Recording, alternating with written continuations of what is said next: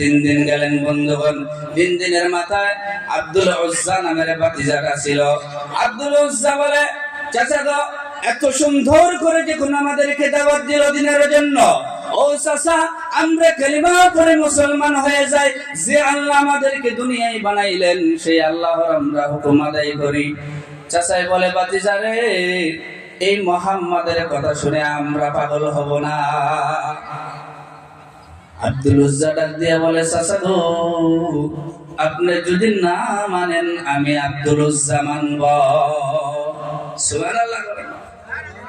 আব্দুল উজ্জা বলে, চাচা গো, আজ থেকে আমি কালিমা পড়ে মুসলমান হয়ে যাব। চাচা চাচা বলে, ভাতিজা রে, ছোট্টবেলায় তোমার বাবা মারা গেছে, আমি তোমাকে লালিত পালিত করে বড় করেছি, আমি তোমাকে সমস্ত কাপড় কিছু পরিধান করি। চাচা ডাক দিয়ে বলে, ভাতিজা রে, তুমি যদি আমার কথা না শোনো আমি কিন্তু তোমাকে বাহির করে দেব আমার বাড়ির থেকে।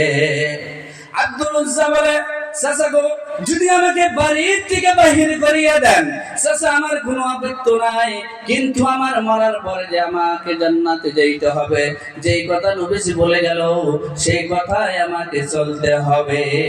চাচা বাড়ির থেকে বাড়ি করে দিল। সংক্ষিপ্ত আমি করে শেষ করে দেই, যেহেতু চিঠি এসে গেছে, হুজুর অনেক পিছনে আছে। 2-4 মিনিটের মাধ্যমে আমি সভাপতির কাছে অনুরোধ জানাইলাম, আমি 5 মিনিটের ভিতরে এই ঘটনাটাই শেষ করে দিব আমার বন্ধুগণ। আব্দুল উজ্জা বাড়ির থেকে যখন বাহির হইতে লাগলো, চাচা ডাক দিয়ে বলে, ভাতিজা রে, আর আগে বাড়িস না, আমি চাচার কথা শুনে যা। চাচার ডাকে আব্দুল উজ্জা সারা দিয়ে চলে আসলেন। আব্দুল উজ্জাকে ডাক দিয়ে বলে, ভাতিজা, তোমার গায়ের কাপড়টা আমি চাচা কিনে দিয়েছি রে ভাতিজা। এই চাচা আমি যদি কাপড় কিনে দিয়েছি, আমি তোমাকে এই কাপড় অবস্থায় যাইতে দেব না। আব্দুল উজ্জা পাগল পরা হয়ে গেছে, নবীজির চেহারা দেখা পাগল হয়ে গেছে।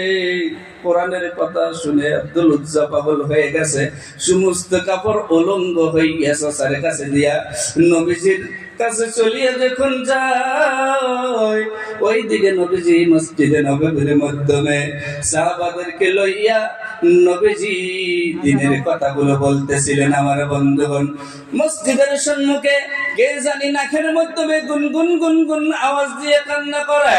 নবীজি ডাক দিয়ে বলে, যাও সাহাবী, কে জানি মসজিদের সামনে কান্না করে।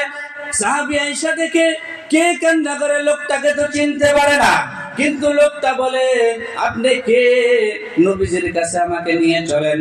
কে তুমি? ভাই মুসলমান, তোমার তো কোনো কাপড়ে কোনো তোমার তো পরিধান নাই, বলে আপনি চিনবেন না, নবীজিকে ডাক দেন। সাহাবী যাইয়া নবীজিকে ডাক দিয়া বললেন, ও নবী গো, কে জানি আছে, তাকে আমি চিনতে পারি না, উলঙ্গ অবস্থায়, তো চোখের মধ্যে খুব পানি, খুব মায়া বিকন্দে কান্দে। আর ডাক দিয়া বলে, আমার দয়ার নবীকে ডাক দাও। নবীজি আয়েশা দেখে উলঙ্গ অবস্থায় সাহাবাকে বলল, আয় সাহাবারে, তুমি তাকে একটু সামান্য কাপড় পরিধান করাইয়া দাও। নবী ডাক দিয়া বলে, কে সাহাবী?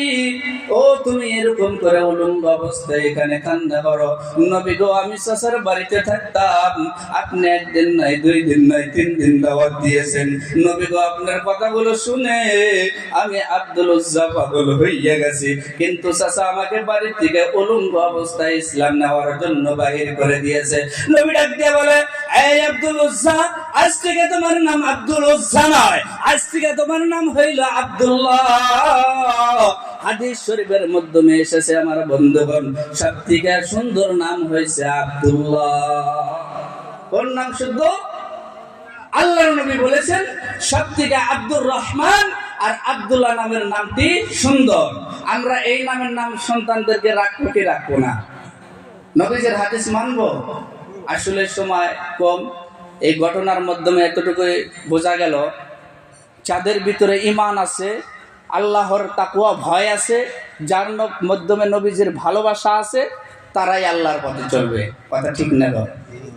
তো এখানে বলেই আমার বক্তব্য শেষ করে দিয়েছি। ওয়া আখিরু দাওয়ানা আলহামদুলিল্লাহ।